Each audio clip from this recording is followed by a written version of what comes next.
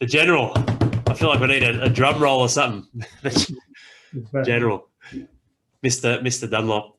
I'm sorry, mate. I just always think of the shoes right away. I don't know why. But if I'm on the phone and someone can't understand me, they're saying who? So Dunlop is in the tyre or shoe or tennis racket. Yes. Do you have the more important question? Do you have any shares in any of those? I wouldn't be stressed if I was part of the Dunlop tyre. Yeah, absolutely. Thanks for joining us today, Pete. No worries, And those of you, this is it's a great episode that we're going to run through today, guys. Those watching either on YouTube or listening on our podcast platforms, don't forget we've got iTunes, Spotify, Stitcher, SoundCloud, our own Real Dad movement. It's everywhere you can find us. But this is a great episode I've wanted to do for a little while, Pete, but I think it's all about timing, I find. A lot of things in life, if you become really aware of yourself, the good and the bad, like there's been plenty of, I guess, bad things or tough things that have happened to me and to you and to all of us this year, but timing is important. I think what a fitting time more fitting than now to, I guess, go through a bit of a recap because you're on one of our podcasts earlier of even where you've come from there, to also how 2020's played a role in your life and how you've handled it and whatnot. And you're also, Pete's on board now as one of our support coaches. We only, when I call you Pop, mate, I'm only joking. We're only joking. Pete's only, what are you, 51, 52? 52, mate. Yeah, it's right. But I think when I think of the word pop, I think of like, shit, man, I was close with my pop. Like it's a level of respect, mate. I've got mates I went to school with who are granddad's mates. So yeah. I'm not. No, all good. But that's right. You did have kids a little bit later in life, didn't you, Pete? I did. And you travelled around a lot. What's I guess a bit of a recap, those who might not have heard the episode, a bit of a insight into your life, mate, as well, and where you've come from. Yeah, so look, grew up down in Gippsland, and I think I spoke about it last time, so I won't go into too much, but folks died when I was reasonably young. Mum when I was 16, Dad when I was about 19, so became fairly independent quickly. Put myself through uni, got an engineering degree. Instead of going to work, travelled around the world for about a year, mainly India, Nepal, Pakistan. Drifting, but exploring the world. Came back, got into a relationship, started working, did the usual thing. And that was all good. I think I just enjoyed myself in my 20s and then into the 30s, and then the relationship broke down. And then pretty much met my now wife, and that relationship took off, and married and 2 kids. And during that time, I had a pretty, I've been 27 years as an engineer, and nearly 22 years of that was with Holden before they pulled the pin on the Great Lion. So that was pretty much a journey until I got to RDM. Why did I join RDM again? Well, it was mainly because I was, like most of the dads I've seen come through here, drifting, not engaged in myself. Depression had been something I've dealt with several times in my past, and it was catching up with me again. It was always something in the past. I was always doing things, but not for long enough. So I was just very cyclic. And then there'd be big periods of time of inaction, and then I'd have some action, and then big periods of time of inaction again. And I knew it too with the kids, with the younger kids. I wasn't connecting to them well enough or being there for them well enough. So watching the post, saw you, and back then it was the 28-day challenge. So jumped on board, did the challenge, ended up being RDM, and haven't looked back, mate. Look, this year's been challenging. We'll go through that, but I think the fortitude and the resilience I've learnt from being in this organisation has been a huge part of where I am now. Powerful words, mate. Fortitude and resilience. Something I look at this year. It's been one of the greater years of my life for different reasons. RDM for different reasons. I think fortitude and resilience is the greatest thing I can look at with RDM as well, mate. It's something that's really set a stronghold in going, hey, we are a solution for fathers. We are the answer. This isn't we started as a 28-day challenge. This is not that. Our dads do 6, 12 months. Some have been with me for years now, like yourself. And it's great to see that this can be something where people see it as their rod and staff, not to save them, members or not, but to draw inspiration and go, hey, this is the beacon, this is the lighthouse that can show us what's possible. Even for me, Pete, like when I do our coaching videos and that sort of stuff, guess what, mate? It reminds me. It helps me remember, because I'm not a fake it till you make it guy. I express the energy that I believe is the greatest for all of us, which is built off the feedback with all of you. It's not some preset thing. It's not fucking neuro-linguistic programming or courses. It's real life feedback and soundboarding with the dads like yourself in the group. But then that enhances me and lifts me up too, you know?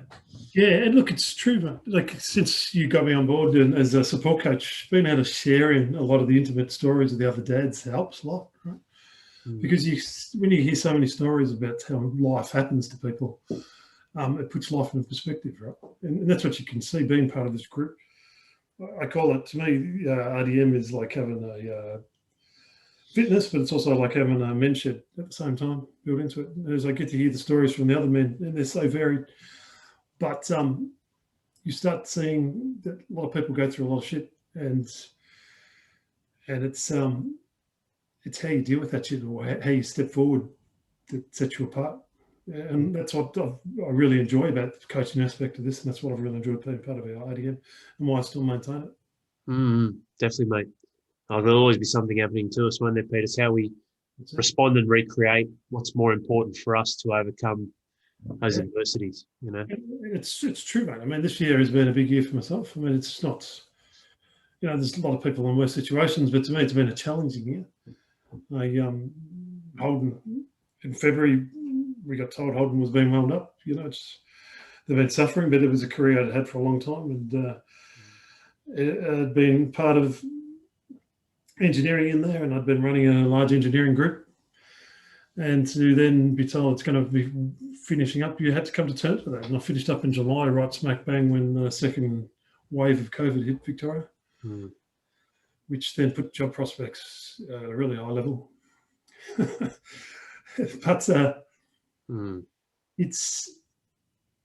it's times like this that you need to then reflect on yourself. And I think it was the other night, on a Wednesday night, Jay was talking about having to do some really introverted thoughts at the moment to try and get to know himself.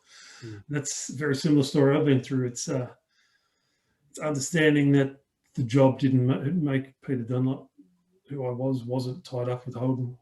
I enjoyed what I did. It was important what I did at the time, but it's not me. And coming to that, I suppose, conclusion, or coming to that thought, it's made me a lot more powerful in my image, thinking I don't have to be locked into what I do next. Next does not have to be something that others see deemed important. Next step needs to be something I feel is important to me, and that fulfills me, not other people. That makes sense. So. Yeah, that does, Pete. It's a great reflection of my own lately, because through all the chaos of having my third born, I've been forced to slow down. Like, I've got massive, as you know, mate, we have massive ambitions in RDM and what we're doing, and doesn't mean we're not going to achieve them, but you know what it's like, mate. You're a dad. When we have kids and they're so young, especially at birth, there's just things that need to be handled. And for me, through all the chaos, I've been forced to slow down. And in that period of slowing down, exactly what you said then is that realization that no one thing outside of me defines who I am. It's me who puts my footprint. Like the power of Peter Dunlop's footprint was what he placed in Holden for 22 years, which created some amazing things. That's how to look at it, mate, not the other way around. Otherwise, where's the self-worth or value? That's exactly right, man. But it's I can see sometimes why someone who has a very high career gets to retirement age and then suffers. Because I think, like, to me, I'm not religious, but I do believe sometimes life throws you things to teach you a lesson. And I think at the moment, that's what I've been thrown. And it's something that I've been dwelling on in regards to getting to know myself better. And I mean, we all have to work because it's important not only for the money coming in for the family, but I think it's important for our self-worth to work. What it's taught me is that I need to make sure I understand what that self-worth is and what is important to me. And that's what I've been building on and what I'm building up. And and with the lockdown, it's been hard, but that's where resilience kicks in and go, well, you can't control it. So you just got to keep riding that wave out. It will finish. It will end. Right. So Definitely. It's an interesting juggle too, isn't it, mate? When you look at that, like what you're talking about is, yes, economic planet, we need the money for certain expenses and living and whatnot, but also the sense of contribution. We're flooding at the moment near our house. It's horrendous here. And Yeah. I went to the SES to get some sandbags and, they're doing a great job. But, I said to them, well, do you guys need some help? Like I look at the forecast and we've got a week here of just thunderstorms, lightning, rain, all the above. And I was like, and I haven't volunteered in stuff like this for a long time, mate. And I'm definitely not against, like, I love helping people, but obviously so in tune with helping my family and the dads in RDM. All of a sudden, I spoke to the head bloke because they're trying to rush through the process a little bit because it's a little bit of a process to join as a volunteer. And I said, mate, I'd love to help because I can see you guys are under the pump. You're doing a good job, but you're under the pump and you're going to need some help. And all of a sudden, this was obviously no money. And I got that sense of contribution and worth in what I can put out in society because what I'm putting out and contributing reflects my own actions and my ability. So it's an interesting yin and yang, isn't it, mate? It's true. And one thing I got into from RDM was doing nippers coaching at the lightsaber. And it's great, mate. And I've never done that. I've never coached. I've never been a lifeguard, but it teach the kids, and the reward you get from giving back to the community is fantastic. And 6'5", 6'6" powerhouse. The kids will be listening to what you say, mate. Yeah, dominating the 6-year-olds and 7-year-olds, mate. Give me 5, give me 20. Yeah, they'd come up to your shin, mate. High five, and they're jumping all day trying to reach. No, that's it. But it's a whole heap of things that you learn in RDM, and I've learnt anyway. And it's part of that, as you said, is giving back, mate. Is giving that energy back to others. So, be it volunteering or be it helping just talk to someone.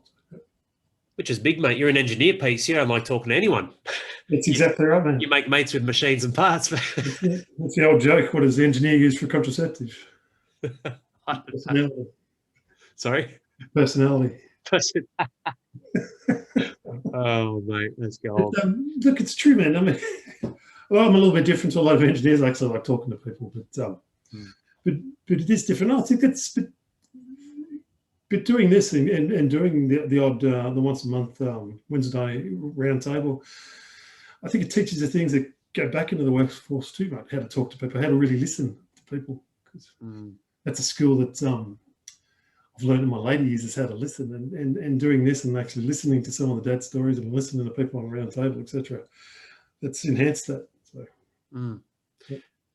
I'm an empathetic man and I listen to care, but I really love listening now, Pete, because, and it's not that I'm Mr. Fix-It-All, that's naturally something that's wired into us as men, but what people see, round tables, for those who don't know, that's where we do our coaching sessions with all the other dads, and we're getting feedback, their wins and challenges and whatnot, which Pete helps out with, which is awesome. I love catching up with your sessions because you have a different spin, just like I do, just like Drew does, the other guys, which is awesome. But I love listening, Pete, because when I do it, not in a case of everything has to be fixed, but in a case of processing, there are a million things. Like when someone, even like yourself, when you're sharing information with me, feelings, information, what you're doing, what you're going through, it's like a big blueprint, a big grid that comes up like in a different sort of space, I guess, in my head, where I'm literally grabbing bits of comprehension, understanding. I'm patterning that with a profile that I've built out. It's like, have you seen that Netflix thing, The Social Dilemma?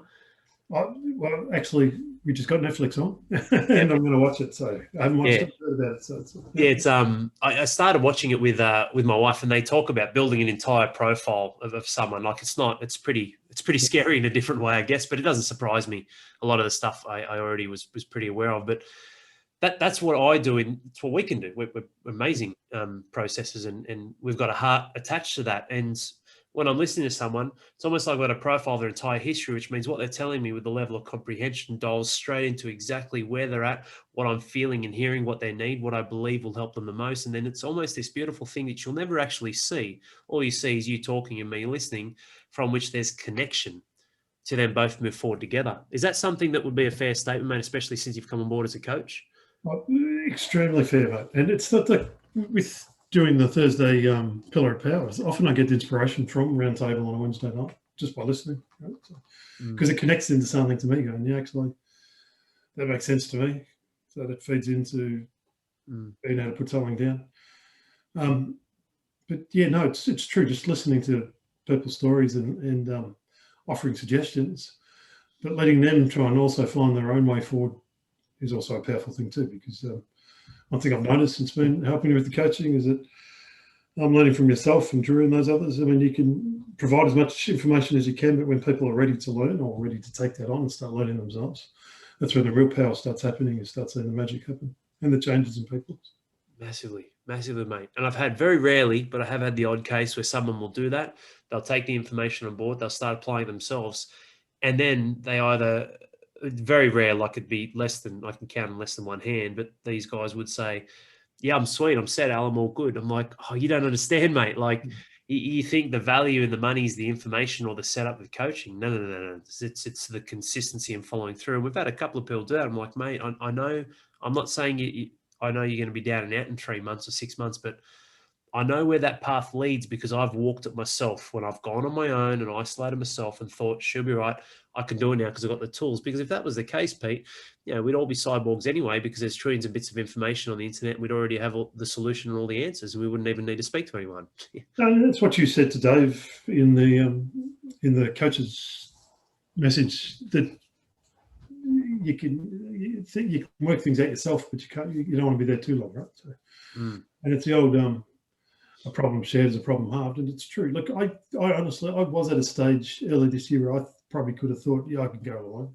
I'm fit, I'm healthy, I'm eating.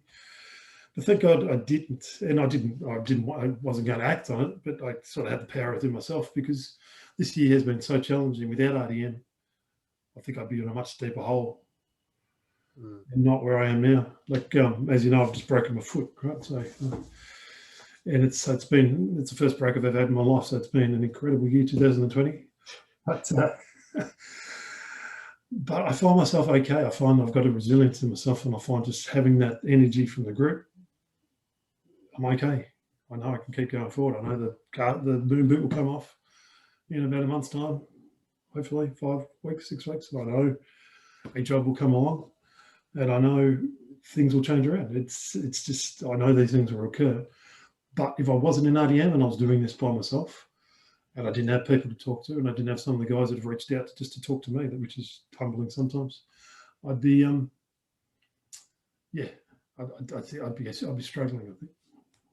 Yeah, well, there's times, Pete, there's been many times when you've just been kicking ass and dominating, and it's appeared that you haven't needed anything from RDM.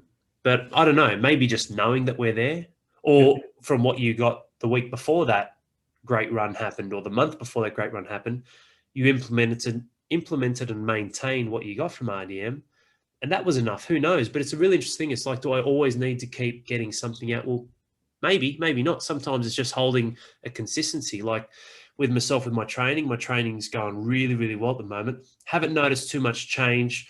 Putting on a little bit of muscle up top, but in terms of leaning out and whatnot, I know I'm not getting sleep, and there's stress and cortisol and different factors, but I'm looking at this and like all of us, I'm like, fuck, there should be results, man. I've been doing this for a month and a half now. And then this morning at the gym, I got a session. I was just doing legs, and while you're getting the blood flow, everything's pumping. I'm starting to see my body, because I don't look in the mirror, mate. Like at a gym, the mirrors are everywhere, but I'm traditionally don't do that because they're not in what I did for 8 years in CrossFit. And now I'm looking at myself, I'm like, shit, man, I'm actually shaping up a lot. And it's really interesting because I've just been doing the same thing, Pete. Just done the same thing for 6 weeks, and it's almost like the old bamboo tree story. They've got to water it for 4 years, and in the 5th year, it finally grows out of the ground. It's true. It comes.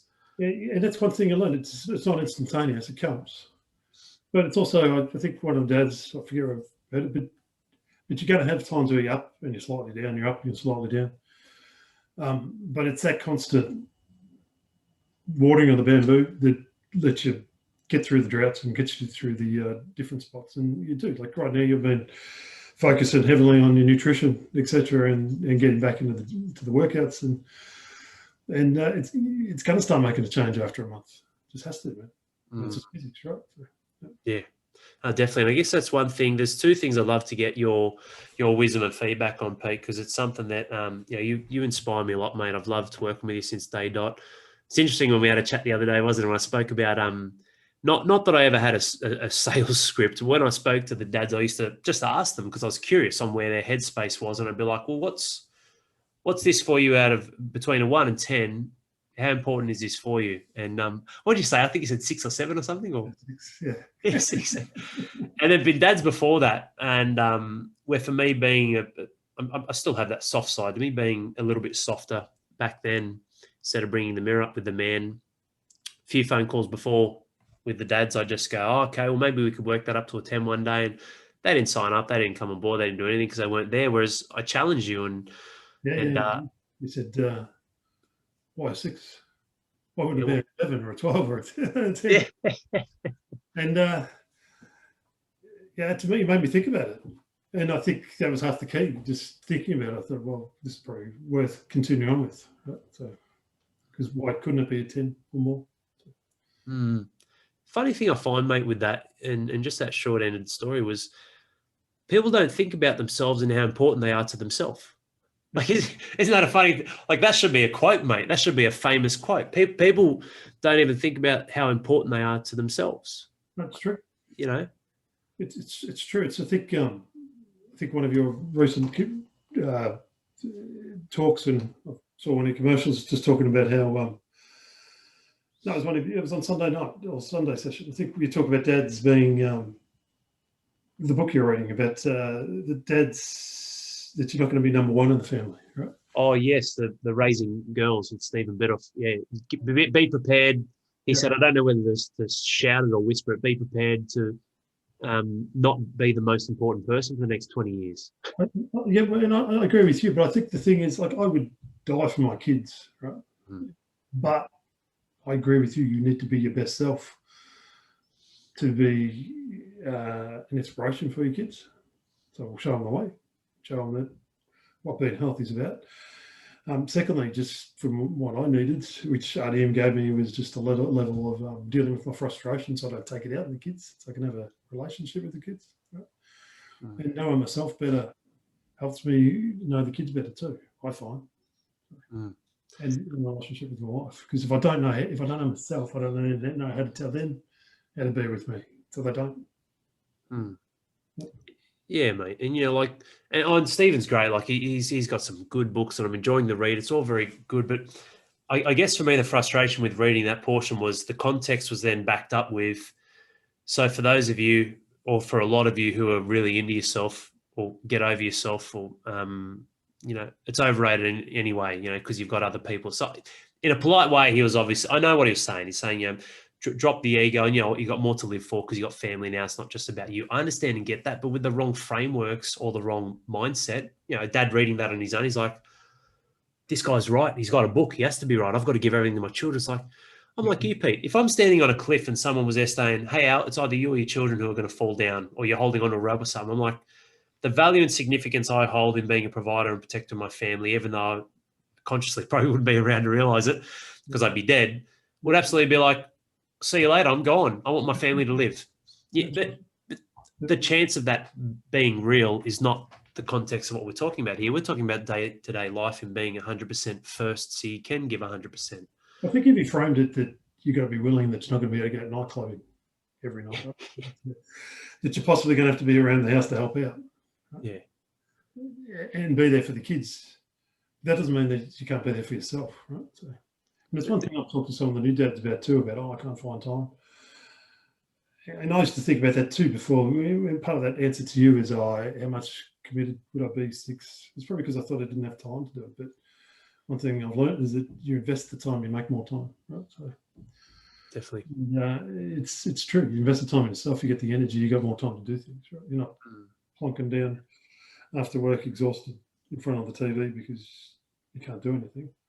You got energy to do stuff. So it's just true. So I think he probably means that, but that's not how it, as you said, it comes across. So.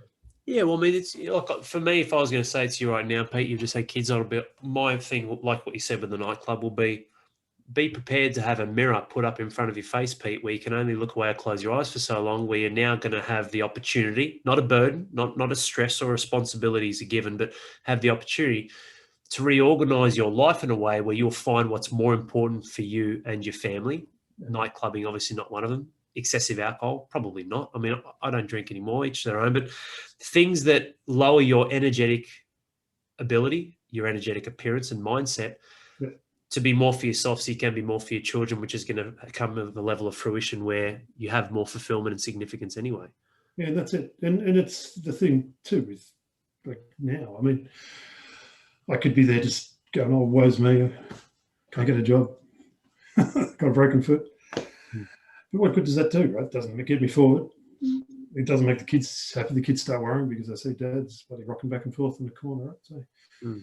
So it's to me, you just got to know, well, it's going to be okay. And I think you said something similar the other night. You just got to know you got to put the work in to get there, right? So I've got to keep putting the work in to get the job. I've got to keep putting the work in to fix this foot now, and I've got to keep the work in to move everyone forward. Right? It's not rocket science. You just got to keep moving forward.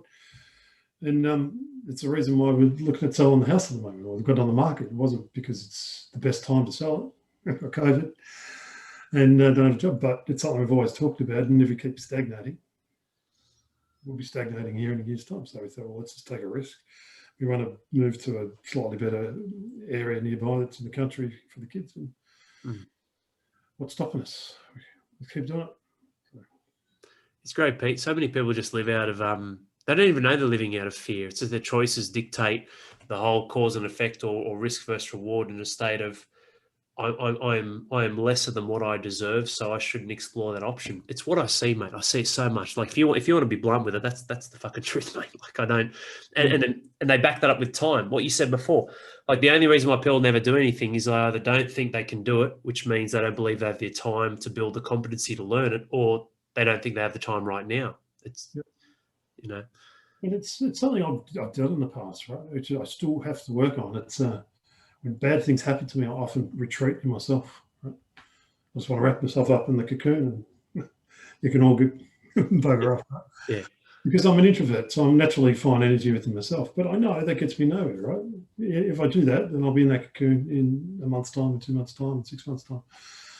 I know that, and a lot of what you've taught me, and what RDM has taught me, and what I've seen too from other dads, they've gone through experience. You've just got to keep putting that foot in front of each other, keep putting the work in. Things will change, be it physically, mentally. Guys going through marriage breakups, I'm not doing that at the moment, and it's bloody hard for those guys, but they get through it. And I've seen the guys get through it by putting the foot through, reaching out for help, talking to some of the other dads, not isolating, and then time will mend all wounds if you put the work in to get to that time. Yeah, it's a great lift too. Like you told me, which I didn't realize, but then you told me you've broken your foot, and then instead of going in, I mean, you're the running man, Pete. You know, that's all you do, mate. I lived through you because of my knee, mate. And your runs, they're awesome. So to have that taken away would be frustrating, but straight away you're messaging me going, well, what's going to help with the bone growth? What can I do? Blah, blah. And it's like, oh, mate, beautiful. Do this, and that. And literally that in itself, regardless of the physiology, if it saves you 1 week, with the boot, that in itself is going to lift to a different perspective of optimism. And I think that's the big thing that we focus on in RDM, isn't it, Pete? Like perspective and driving the right actions to follow through on that. Well, that's it. Well, I could either dwell on that I can't run at the moment, and probably can't run, as you said, for another 3 months or so, because I'll get out of the movement, but I'm not going to be running up straight away. So first of all, I've got to get myself healed, but then I've got to work out, well, what can I do, right? Well, I can do sit-ups and I can do push-ups, and the dog's going to look at me like it hates me because I take her for a run every morning. So she doesn't get that at the moment, but she'll get over it, and the wife's taking her for the walks now. But I've just got to readjust, and will I get back into running? Well, time will tell. But I can't dwell on it. It's happened. So I've got to find the next thing, and I've got to keep the body moving. So I'll start working on the upper, and I'll be doing one-legged squats and have a really strong left leg. But yeah. Isn't it funny though, Pete, how people in a funny way that haven't earned their stripes training for 20 or 30 years create their own level of expectation that I should be able to train my whole body, so now I've got a little injury, I'm going to do nothing. And then they do nothing. I've seen that so many times. I'm like, nah, man. Like, I blew my back out last week. It's the second time it's happened in 8 years. So I've very strong back, and it's just it's getting better. It's not too far away, but I did the best arms session I'd done in probably 15 years. I don't train in arms anymore. I just don't. And oh, mate, it was an amazing session. I really enjoyed it. Brought back the good old garage gym days of arm curls and push-ups. And it was I was sweating my ass off. It was such a valuable and productive lesson for me to learn that there's always a way. And then the output was I was feeling heaps better. I didn't feel like I was wasted. I could still eat a shitload of food. Everything was bang on track. Today just did some light air squats and bits and pieces, nothing heavy, and slowly getting there. But yeah, it's something where I see the power of the mind then come to the production of the body, which, with yourself, here's a guy who said he wouldn't do pull-ups. Yeah, you won't if you think that way. And then what did you do, Pete? You just practice pull-ups, mate. And then how many did you end up banging out when you were in the peak of training for that? Well, I could do probably 5 sets of 10. But it's but I haven't been back in the gym for a while though. Also, as soon as I get back to the gym, I'll be learning again. Hey, but I remember that, even that in itself, like that was. I remember seeing you posting your pictures, your videos, and you just kept doing it. I was like, man, this guy has gone from nothing to. I can't remember last time when I think you did a max set at that time, and it was between 12 and 17. But obviously you're into sets now. But it's just awesome to see that determination, the power of the mind of what it can create. It is, but it's also you don't realize what your body can do. It's just not like I suddenly got super arms. I worked out through talking to you and then self-education. Well, actually, my abs have got a lot to do with it as well, right? So it's the body strength, and so I've got to try and find that balance. And especially with the leg rises, when I first tried to do those, I thought you've got to be fucking choked. Excuse me. The whole leg raises are brutal. But once I worked out, okay, well, if I build the core up, then I'll start kicking them up. And then I was doing leg raises eventually, and I started doing them really strong. It's not just that you just become suddenly strong; it's building up that knowledge as well as strength, I suppose. Definitely, mate. And I guess getting not to go there's some great insights there into the mind, the body, and connecting all that, and the pressures of what 2020's brought. But those two things I mentioned earlier, Pete, like one of them I'd love to touch on first is being a father as an older man. How important has energy played a role in your life when it comes to doing what you need to for yourself and for your kids? Yeah, 150%, man, or 200%. It's like being an older dad, you have to find that energy in yourself. It's just not naturally there. I mean, I remember 20 years ago, I had a lot more energy, right? Natural energy, I suppose, but you have to find that in your 50s. It's not, the body's tending to want to go the other way. So the nutrition and the exercise becomes more important. And the kids, they don't understand what age is, so they just want dad to play with them, right? So whether it's kick the ball around or go for a jog or go for a ride or whatever. And being healthy helps that so much that I am there for the kids. I'm actually probably run them out too much.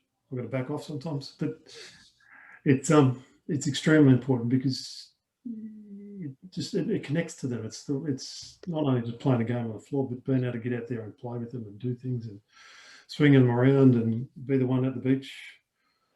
It causes a tighter relationship. But as an older dad, you just got to work on it harder. That's a choice we all made, and that's where I am. So, yeah. How does that help as well? Like having that energy and building, because you've built a lot of energy, mate, and come a long way with us. But having a higher level of energy now as an older dad, like how does that help mentally as well? Like I've got a big thing. Everything you do physically affects you mentally. But yeah, how does that help between the years? It helps a lot, man, because the youngest is 7. I'm 52, so I know that at 65 he's just finishing university, right? So it's not like I'm going to be able to retire and keep going. So it's so what it does is that I know my body has been in better shape than it has been in over 10 years. That I can have the strength to go past them. I do have the strength and the resilience to go another 15 years. To see my kids fully grown and independent, I'll keep going past then. I'll be a 80-year-old support coach at some stage, mate. But we'll be running the ranch then, mate. We'll have the RDM ranch doing axe throwing and wood chopping and flipping tires. But it does help. You have to start.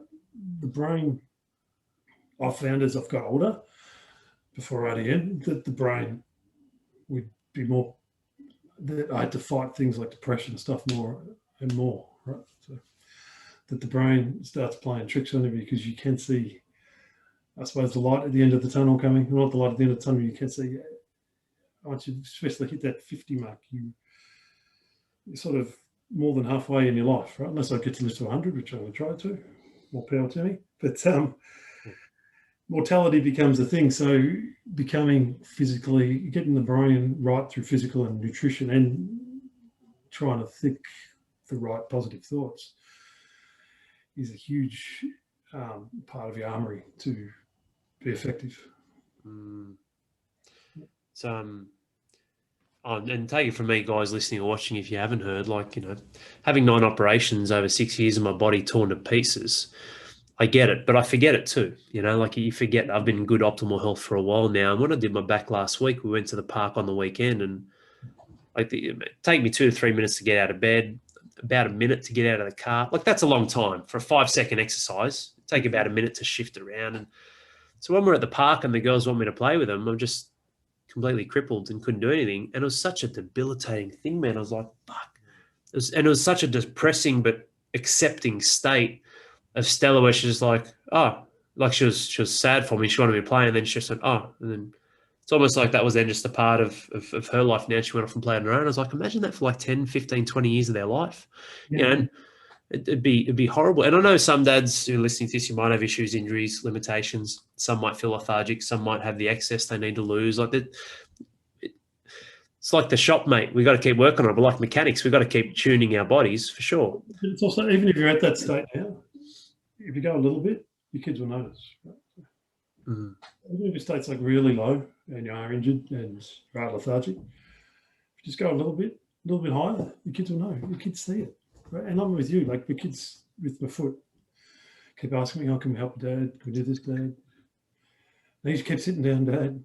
They pick up on these things quick, and it is debilitating. I know I can do it, kids. It's okay, but thank you. But kids pick up on things so quickly, be it up or down. Yeah. They'll pick up on you being up, even if that up is, and this goes back again to one thing I've learned with RDM, and one thing no dad should do in RDM is compare yourself to any other dad. Just compare yourself to where you are now. And if you're slightly up, your kids will know. Yeah, fair point. I didn't realize how much I throw my kids around. Mate, they should be acrobats. They should be in a circus or something, or gymnasts. I actually didn't realize. I've just started to pick them up again now, which is cool. But for that 4-day period, I was like, shit, man. I flip them. I throw them on back. I toss them around. I throw them like on the bed. We load up the pillows. Every single day, my girls are just going vertical, horizontal, spiraling, spinning. And they love it. They laugh. Like I've got a pretty good awareness to and pick up on their facial features, not to go too far. But I was like, shit, man, this is just a normal, this is a standard. I go and pick them up from school and they're like, throw me up, Daddy. And you throw me up higher than anyone else's, Daddy. And that was not I didn't say that, they did, which was funny. But when I'm getting out underneath the pergola and I'm throwing them up sky high and all the other kids are looking up, and I was like, shit, man, I didn't realize how much having that, and it's not all of it, not the be all and end all, but at a primal level with young children, it's how they relate to a degree with energy. You do. I get my kids and give them the whirls, the twirl around, and get them, their legs are off the ground. Yeah. And, they love it, man. And it is part of that, right? So to kids, physical and mental is important to connect to. And if you go back to your question, Ben, Dad, you need to get both right to be there for them. And I'll keep working on this. And when I'm 80, they can look after me. So. That's right, yeah. We invested them, and they can look after us. But well, I see it as a way to really build their trust in a funny way too with the kids. They can rely on me, and Daddy's not perfect. I'll let them know that. And Dad, I'm very transparent with them, but just knowing that they've got someone who's like, we'll watch a movie and I'll say to Stella, no, I don't want to watch this. I'm scared. Just being silly. And she looks at me. She laughs. She's like, you're not scared of anything. I was like, who told you that?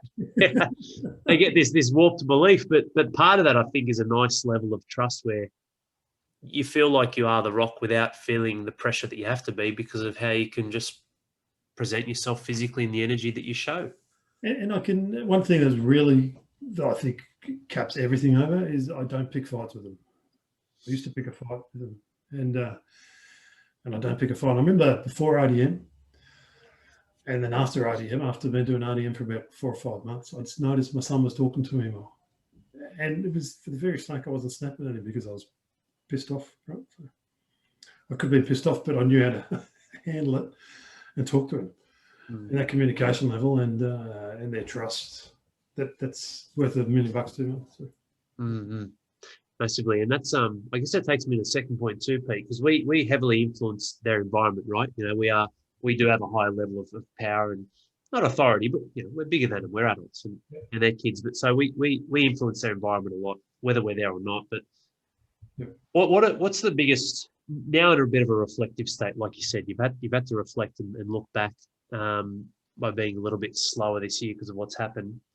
What importance do you think it plays in the role of a man or a father's life when it comes to environment, from someone who's been around the world, Nepal, India, all those places, literally physical environment, as well as right now with some of the lockdowns and the unfortunate shit that you have to go through in Victoria? Like, what are some takeaways or reflections you've had around environment as well? Yeah, I find, no, but I've been to America, I've been to Europe. I think it's, to me, the kids need to know, well, you can't share everything with the kids to start off with, right? The kids need to know need to feel safe, right? You can't hide everything from the kids. And we don't look at the COVID, it's all over the news. So you've got to have a conversation with them, right? But you don't want to put it in their face. What I don't do to the kids is I don't say, oh, Dad's out of work, Dad's got no money. It's not, you don't need them to be worrying. But what the environment I do have with the kids is to have a healthy respect for money and to not want all the time. And money needs to be earned to get. So not always can we get something, right? So I think I'm answering your question, Matt. But I think with environment, it's extremely important to provide a safe environment for the kids, but also don't hide everything for the kids, but don't share all your problems with the kids. I'm sure your wife, like, I've got a great relationship with my wife, and we talk, and we have this relationship where we can talk. So that's where I share my issues. But in front of the kids, we answer their questions and we share what we need to. But they need to feel safe. They need to feel that things are okay, and they need to feel that there's things are moving on in the household and things are okay. Things are going to be okay. I think as part of it, me being a father, I just need to make sure that they feel that. And so the environment we make around the house reflects that. So, fair points, mate. And to create that environment as well, and to have that temperament and nature around them, what do you look for Pete's environment? Like, what's important for you when we're talking about, you know, your physical environment? Which part of that is you know, what you're tied into with technology? You know, RDM's part of your environment, even though you're in a different state to me. But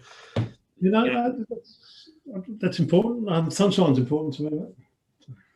Very much. I've been outside. I mean, to me, the physical environment's an important thing to me. Just being able to smell the sea breeze and reflect on the earth that's extremely important. Having a household that's not tense is important to me.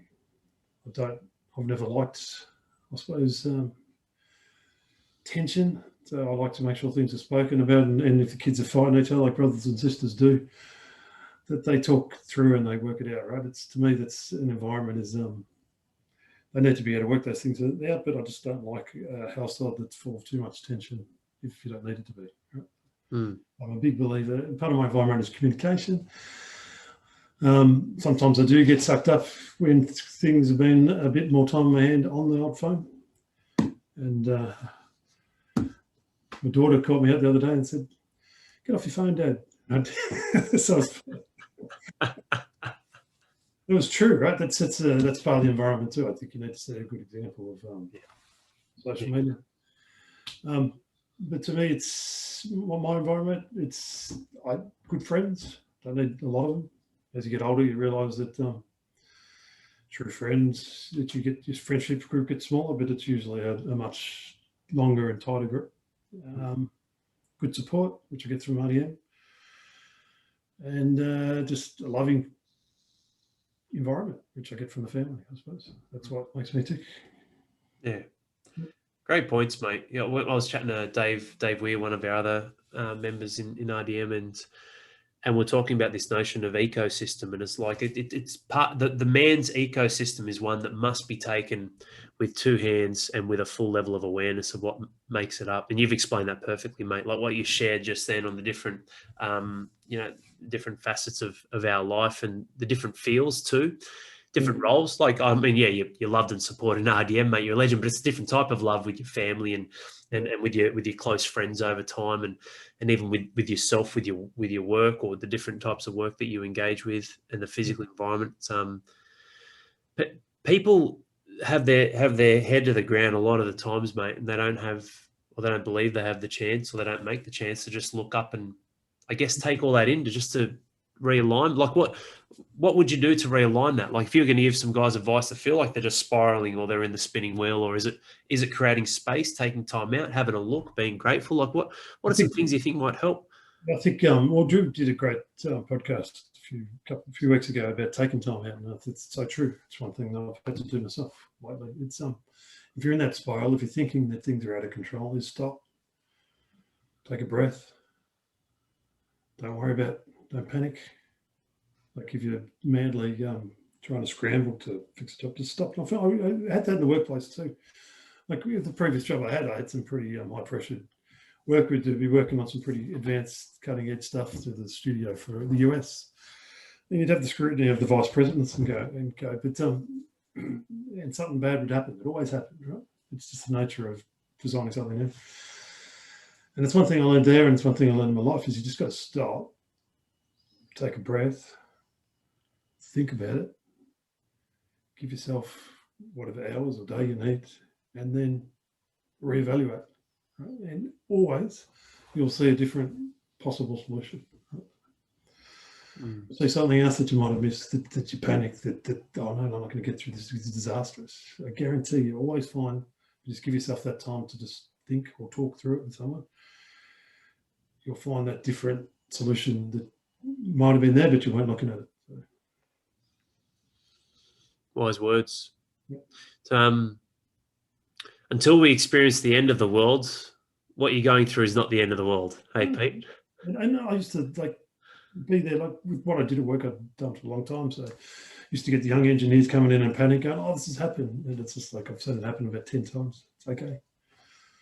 Stop. It's not the end of the world. What did you learn from the mistake? Yeah. All right, let's keep going. Yeah, it's okay. And it's true in life too, mate. I've made mistakes, and I make mistakes in life, as you have. And what you got to do is not beat yourself up and say, "Well, it's the end of the world." It's not. You just got to reevaluate what your next options are. Right? So you need to take that time to reevaluate and find out what that is, because if you don't, you'll never truly get to that happy point. And I think sometimes what's happened to me is a blessing in disguise. I did work in a great job, but I wasn't necessarily fulfilled in that job I was doing. I think a lot of times I kept doing the job because it felt important, but plus it was safe, right? It was there. But in the back of my mind for about a year before this redundancy occurred, I'd been dwelling on the factors. I think I need to do something different, but I never knew what that was. So I sort of look at it as a possible blessing that's happened to me this year, is that it's given me the time to reevaluate myself of what that next step is. And I've had a job offer, but it was a field that would have taken me down a very similar sort of path. And so I didn't take it. I can afford to do that at the moment. So I'm trying to put my energy into some other things I want to do. And it's higher risk. But I thought I don't want to wake up again in 5 years just doing what I was doing 5 years ago when I wasn't really that happy anyway, if that makes sense. So use your time. If you're really in a panic, if things are coming in, if things look like they're all striving against you, my advice is just use the time to stop, breathe, and really think about what's important, and then come out and try and attack that. It's life's too short. Because one thing you do notice when you're over 50 is what you don't want to do is wake up in 80 years' time thinking I had an opportunity to do something different and I didn't do it. Right? So yeah, great points, mate. It really will. Like it'll be like that, and you will be 65, and I'll be 50, and we'll just be Yeah, it's so fast. It's so fast, man. Like I can't. My son is not that far off 2 months old. I'm like, That's gone amazingly fast. two months. He was born last week. What are you talking about? It's insane. He's like nearly close to 7 weeks now. It's like, what the? I know. And my daughter just turned 9, and Facebook throws up those yearly history things. It threw back her first birthday. I thought that was like yesterday. I remember that cake. It's nuts. It's like halfway to 18. Yeah. It goes quick, man. As you know, 3 months before you know, he'll be a year old. Before you know it, we'll have number 4 coming. No, I was originally joking, saying we're on the road to 10, but it didn't go down quite well with Corinne, so I stopped saying that, mate. That's fair enough. The road to 10, but yeah, that's been great having you on, Pete. Thanks, Al. Thanks for inviting me. Really good. Yeah, I guess I'd love to. You've shared a lot of wisdom, mate, and I always really enjoy my catch-ups with you anyway, let alone having the opportunity just to spend 40, 50 an hour together. Maybe not. It could be the greatest thing you've gotten from RDM or not, but I guess just from yourself, mate, on a personal level, what's some advice or something you just love to pass on to a father who's listening that might help him turn the tide in his own life with some of the battles he's going through? Something that might have helped you, or some advice you might have for him. Yeah. Well, before RDM, I struggled with depression on and off, and I know the black dog well. I think what I've learned myself, and one bit of advice is what RDM will help you with is if you try and balance all three, is the headspace, nutrition, and the building, is that you can deal with the black dog when it turns up. And I've had no issues with depression in the last 2 years, and I've had times when I'm down. But why I say I have no issue with depression is it's because it's taught me the resilience. Is okay, I acknowledge that I'm down, but I know how to get back up again. And so, to me, if you like that, and I know a lot of dads have had that sort of issue before, it's keep building that resilience through the exercise, through the nutrition, and through the headspace. And when you're up at joint, when you're down, it'll give you the tricks to get back up again. Right? You won't be in this spiral of out of control. Just build up that resilience. And they're the 3 main key. It's not rocket science, as I said before. It's just work on those 3 areas. You'll build a resilience that helps you when the times are down, and you'll get back up quicker. Great words, Pete. We just created a new RDM principle and foundation, mate. We call it the 3 A's.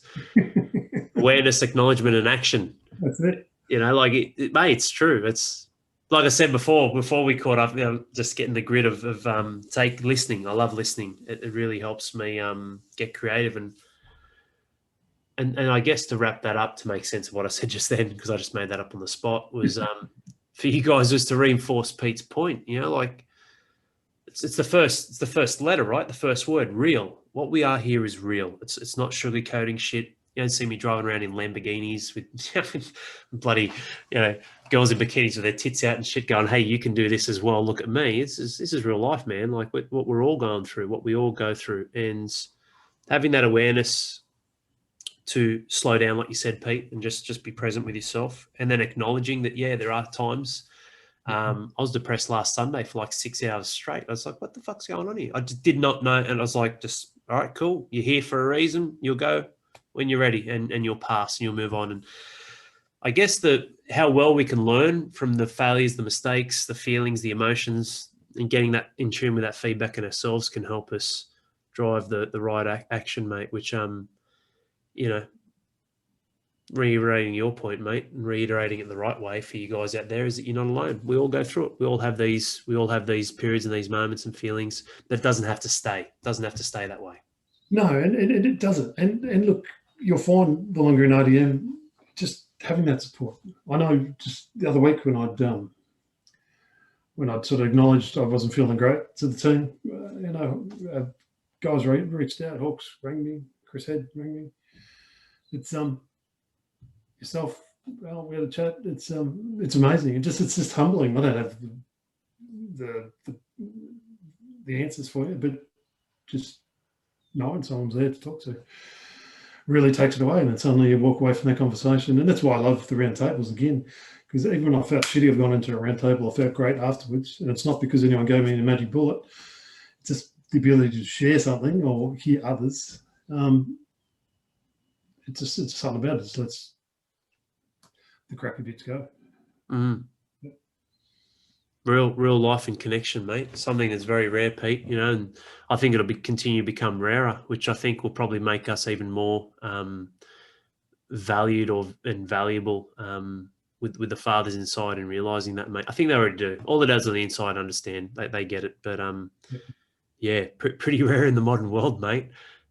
Great thing you're doing now. So us, mate, we're a team. I love having you. I love having you on the team as well, Pete. Like Pete being just for you guys, like Pete being a support coach is amazing. Like it's I'm humbled to be part of your journey, mate, and thank you again. Thank you, Al, and thanks to all the dads. Yeah, bloody oath. Awesome. Hope you guys enjoyed this. And look, anything you ever need, Alex at Real Dad Movement. I was going to say Al, just Al for short. No, it's Alex at realdadmovement.com.au. Just flick an email. Anything you need. We've got the courses. We are giving away the nutrition one.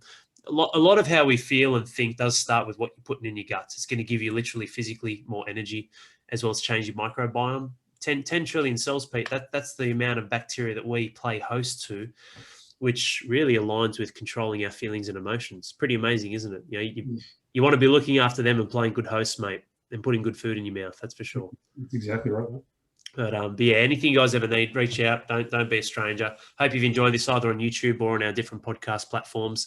Don't forget we are on Facebook, Instagram, LinkedIn, 13 different platforms, I think. But anything you ever need, hit us up, let us know. Hope you enjoyed this and got some great value out of it. And just asking quality questions of yourself from which you can start to explore the possible answers. And when you do that, do it when you're silent, do it when you're quiet, do it when you have time to just be present and slow the world down. Thanks again, Pete.